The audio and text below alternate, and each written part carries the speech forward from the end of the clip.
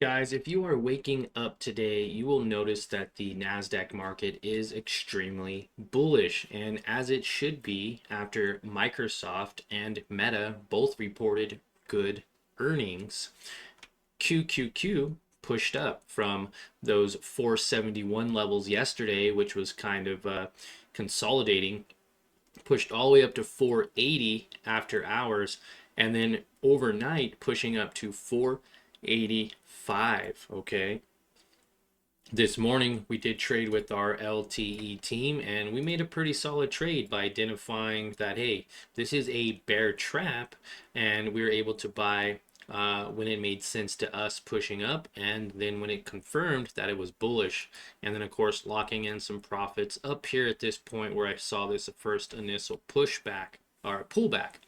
Now, of course, I could have still held and we'd still be continuing to slowly make money, but I did my part by locking in profits today. And as I should, we're going to talk about the overall market real quick. Now, this morning, the overall market wanted to sell off from those 485 levels.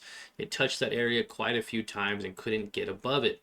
Now, like in previous days, we've seen this happen as well, where it couldn't get above 475 for quite some time. It sold off, had a reaction, and pushed up, now creating, these new levels here, which basically is showcasing the same thing today, where it sold off down to this 480 support, which had some resistance at after hours trading yesterday. And as it had that support, it held, pushed up, and then broke above 485, which is where it was having trouble breaking through. Now it's at 486 for the overall NASDAQ. TQQQ is up to 58.50.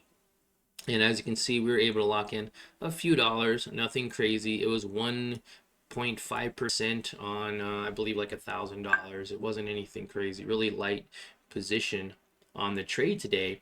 And you could actually go back and watch me trade live, buy the position here, and then buy here. And then I actually got out of the live stream and sold just a little bit after that live stream ended. But I was updating everyone in the Discord as this was making new highs, retesting the moving average, etc. And let everyone know in the Discord also where I was selling at. So if you want to be a member, definitely check it out. It is 100% free, lifetime access, okay? First link in the description below. Now, this is now validated as a support. 485 can now be considered a support. As long as QQQ holds above 485, we'll continue to see new highs. Now, Microsoft reported earnings, and it's actually gapped up quite a bit. Microsoft pushed up overnight from lows of 390 to highs of 437, which was a 12% move from Microsoft due to good earnings. Now this looks great on their 4-hour chart here, from 380s to 437, and showcasing that it is very bullish. Now on the daily, it gapped up above its moving average, which is fantastic. And as you can see, its previous highs were 465, so it's literally almost back up to previous highs for Microsoft. That's just incredible. So whoever was buying down in those 300 and 350, 360 levels made some decent money. Now we need to be careful that there isn't a significant pullback because there is such a significant gap up, but because they had good earnings, I don't necessarily see that happening. But there could still be a significant pullback, or it could just hold at this level for Microsoft. Meta also pushed up very nicely from lows of 529 yesterday to highs of 595, another 11, almost 12% push up. Now giving a little bit back, about 6% back, still holding above that moving average. Now today, we had some news reports come out, and I think that's where these mixed emotions came in. Our news reports were as followed. Let's see here. You have right here on today at 8:30, continuing jobless claims came in worse than expected. So did the initial jobless claims. Also came in worse than expected. at 241,000. Now, S&P Global Manufacturing PMI came worse than expected as well by about 0.5%. And then there's some mixed emotions here, or a mixed, kind of a mixed data. ISM Manufacturing PMI better than expected, but their prices were worse than expected. Okay, so that's what's happening for that today. Now, on another note, for the rest of today and going into tomorrow, guys, I want you to understand, okay, this QQQ can push up to highs of even 490. Okay, QQQ can push up to 490 to test this previous 200-day moving average. And as far as I can see, it's actually got rejected from this moving average once before. Okay, and then it sold off very aggressively. So if QQQ pushes up to 490 today, which it possibly can, then I could see this potentially either getting rejected really hard or finally pushing up above 490, and we could finally go long on this even more. Okay, so that is the plan for QQQ, expecting a 490 resistance. Okay, so we're going to actually put that in here, about a 490 resistance, just in case, because that's going to be the area where, one, that's where you're going to want to lock in profits if you are long right now. And that's also a key level where we may even short the market to come back down on this key level here. Okay, I know it's getting a little crazy here on the levels. Let's go ahead and delete these levels here. That was a key support. There's a key resistance. Okay, perfect. So it could continue to push up throughout the day. It looks like that is exactly what it's doing. I sold way too early. I sold at 58.17 and 58.10, and it's already up another 40 to 50 cents.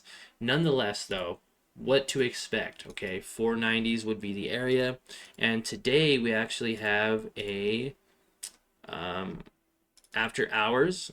We have Amazon and Apple, Riot, Airbnb, Reddit, all reporting their earnings after hours today. So Amazon and Apple, I would love to see they get good earnings as well, so that they can also push up mid, maybe 230s, 240s, heck, even just 230s back to where that moving average is for Apple would be nice.